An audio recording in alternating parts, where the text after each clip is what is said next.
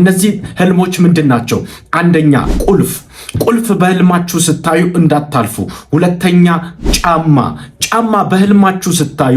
ሶስተኛው ደግሞ ስልክ። ሰላም ቅዱሳን፣ ወደ እናንተ አዳዲስ መንፈሳዊ የህልም ፍቺዎችን ይዤላችሁ ወደ እናንተ መጥቻለሁ። እዚህ ጋር ባለፈው በለቀኩላችሁ መልእክት ብዙዎቻችሁ እንደተባረካችሁና እንዲቀጥልላችሁ በኮሜንት ሴክሽን ላይ እንዲሁም ደግሞ በውስጥ ያወራችሁኝ ብዙ ሰዎች አላችሁ፣ በስልክ ደውላችሁ። አሁን ደግሞ ተራችሁ ነው። ዛሬም በአዲስ መልእክት መጥቻለሁ።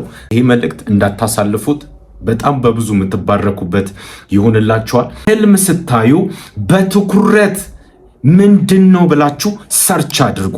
ስለ ህልም የሚለቀቁ ቪዲዮዎችን ደግሞ አስተውላችሁ ጨርሳችሁ ስሙና መልእክቱንና ፍቺውን ስታገኙ እግዚአብሔር በሕይወታችሁ ላይ ሊናገር የፈለገውን ነገር አንደርስታንድ ማድረግ ትጀምራላችሁ። እግዚአብሔር አምላክ ምስክሬ ነው። እነዚህ ሶስት ዋና ነገሮች በሕይወታችሁ ላይ መታየት ከጀመሩ እነዚህን ነገሮች በፍጹም ማለፍ የለባችሁ። እነዚህ ህልሞች ምንድናቸው? አንደኛ ቁልፍ በህልማችሁ ስታዩ እንዳታልፉ።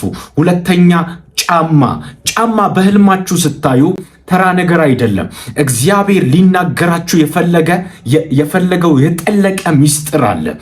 ሶስተኛው ደግሞ ስልክ ያያችሁ ከሆነ እጅግ በጣም ትርጉም ሰጥታችሁ በእነዚህ በሶስቱ ላይ ትኩረት ሰጥታችሁ መጸለይ፣ ትርጉሙን ማወቅ፣ ማስተዋልና መከታተል አለባችሁ ማለት ነው። የየዕለት ዕለት ተግባራችን ውስጥ ያሉ ቀላል የሚመስሉ ነገር ግን መንፈስ ዓለም ላይ ዋና ፍቺ ያላቸው ነገሮች ስለሆኑ በደንብ ማስተዋል፣ መከታተል አለባችሁ። ወደ ህልሙ ፍቺና ትርጉም እንገባለን።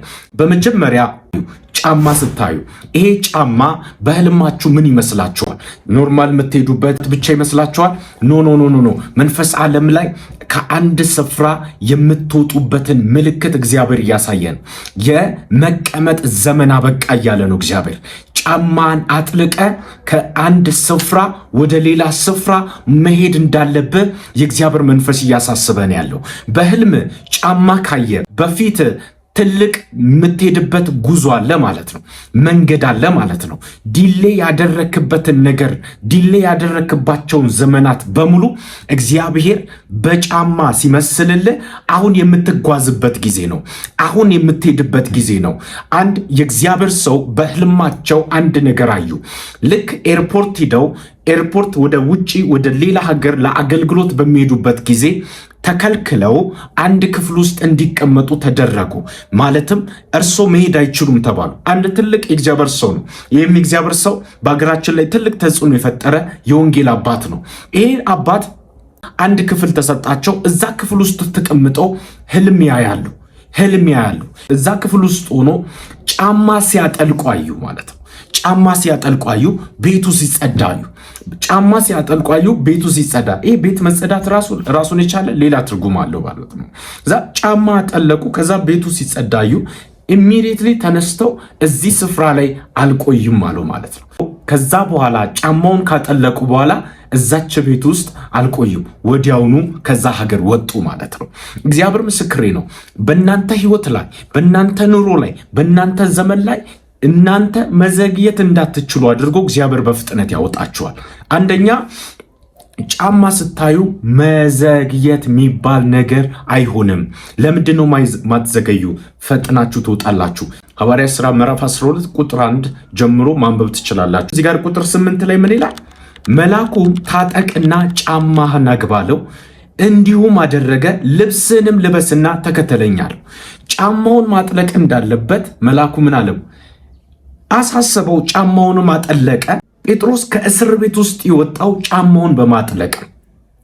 አያችሁ፣ የሆነ እስር ቤት የማይገባችሁ ስፍራ ላይ ዲሌ አድርጋችሁ ተቀምጣችሁ ያላችሁ ሰዎች እናንተ እግዚአብሔር ምስክሬ ነው አሁን የምትወጡበት ጊዜ ነው። ለምን? ህልማችሁ ላይ ጫማ አይታችኋል። ያያችሁትን ጫማ መንፈስ ዓለም ላይ እግዚአብሔር ሊያስኬዳችሁ ፈልጓል። ሊያፈጥናችሁ ፈልጓል። እግዚአብሔር አምላክ ምስክሬ ነው። ከዚህ በኋላ እናንተ አትዘገዩም፣ ዲሌ አታደርጉም። በጌታ በኢየሱስ ስም ፌል አታደርጉም። ለምን? ከዚህ በኋላ ጫማ አይታችኋል። በዚህ ጫማ ምክንያት እግዚአብሔር ያፈጥናቸዋል። ሁለተኛ ቁልፍ ያያችሁ ከሆነ እዚሁ ክፍል ላይ ቁልፍ ምንድነው ትርጉሙ የሚለውን እንመለከታለን። ቁልፍ እግዚአብሔር የተዘጋውን በር እየከፈተላችሁ ነው ማለት ነው። የተዘጋውን ደጅ እየከፈተላችሁ ነው ማለት ነው።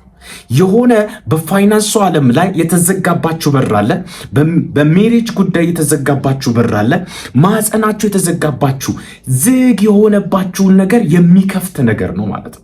ቁልፍ በህልም አይታችሁ ትርጉሙ ምን እንደሆነ ማለትም በህልማችሁ ላይ ምን ሊፈጠር በህይወታችሁ ላይ ምን ሊፈጠር እንደሚችል ያልገባችሁ ሰዎች እግዚአብሔር አምላክ ምን እያላችሁ ነው ማለት ነው? የተከፈተ በር ሰጥቻለሁ እያለ ነው። የተከፈተን በር ሰጥቻለሁ። የፋይናንስ በር፣ የሜሬጅ በር፣ የውጭ ሀገር በሮች ተከፈቱላችሁ። ለምን? ይህንን ቁልፍ አይተ ስትነሳ የተከፈተ በርን የተሰጠ።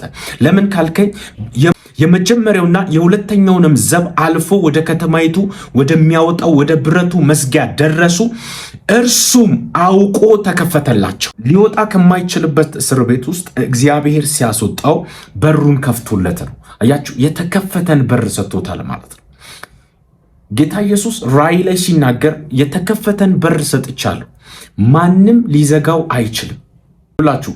የዳዊት መክፈቻ ቁልፍ በእጁ ያለው የሚከፍተውን የሚዘጋ የሌለ፣ እሱ የዘጋውን የሚከፍት የሌለ ጻድቅና እውነተኛ እንደዚህ ይላል።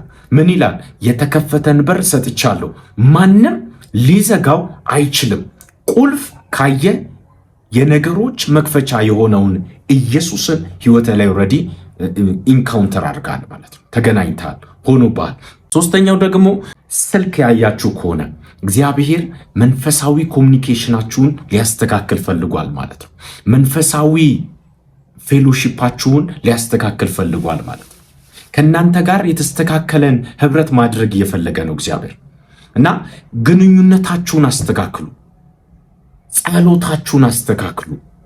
ስልክ ያያችሁ ሰዓት በጸሎት ህይወታችሁ ደካማ መሆናችሁን እያመለከታችሁ ሶ ስልክ ማንሳት አለባችሁ። ስልካችሁ ከወደቀ፣ ስልካችሁ ከተሰበረ፣ ስልካችሁ ከተሰረቀ የጸሎት ህይወታችሁ ጤነኛ አይሆንም። ፌሎሺፓችሁ ትክክል አይመጣም። መንፈሳዊ ህይወታችሁ ትክክል አይሆንም። ምን ማድረግ አለባችሁ? ስልካችሁን ማንሳት አለባችሁ። መጸለይ አለባችሁ። ስልካችሁን መጠበቅ አለባችሁ። ፕሮቴክት ማድረግ አለባችሁ። የጸሎት ህይወታችሁ ላይ ጥንቃቄ ማድረግ አለባችሁ። እነዚህ ወሳኝ የሆኑ ህልሞችን ካያችሁ በፍጥነት መጸለይ፣ መጾም፣ እግዚአብሔርን መጠበቅ አለባችሁ ማለት ነው። በእግዚአብሔር ፊት በኃይል መንበርከክ፣ መጸለይ፣ መንበርከክ፣ መጸለይ አለባችሁ። እነዚህ ህልሞች ትልልቅ ትርጉም አላቸው።